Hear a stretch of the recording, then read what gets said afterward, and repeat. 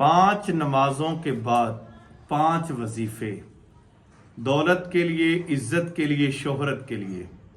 باہر کے ملکوں میں جو لوگ بیٹھے ہوئے ہیں اور وہ چاہتے ہیں کہ ان کے رزق میں اضافہ ہو اور کام ان کا چلتا رہے اور اچھی ترقی کریں، تو آپ نے ہر نماز کے بعد یہ وظیفے کو پڑھنا ہے۔ فجر کی نماز کے بعد وَهُوَ الْحَيُّ الْقَيُّومُ، یہ 100 مرتبہ، وَهُوَ الْحَيُّ الْقَيُّومُ، یہ 100 مرتبہ فجر کی نماز کے بعد۔ ظہر کی نماز کے بعد وَهُوَ الْعَلِيُّ الْعَظِيمُ، 100 مرتبہ۔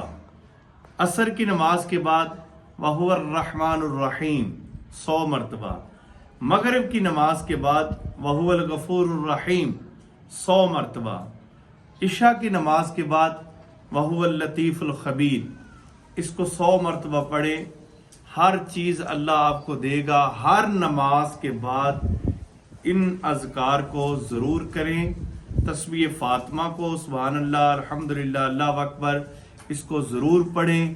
انشاءاللہ تعالی آپ کے رزق میں بھی اضافہ ہوگا، عزت میں بھی، شہرت میں بھی، کاروبار میں بھی۔ اگر دکان والا دکان پہ پڑھتا ہے، کوئی کاروبار والا جس جگہ پر بھی آپ پڑھتے ہیں، انشاءاللہ تعالی اللہ آپ کی مدد فرمائے گا۔ الفاظ دیکھیں، اسم اعظم والے الفاظ ہیں، یا حی یا قیوم، یا رحمان الرحیم، علی العظیم، غفور الرحیم، لطیف الخبیر۔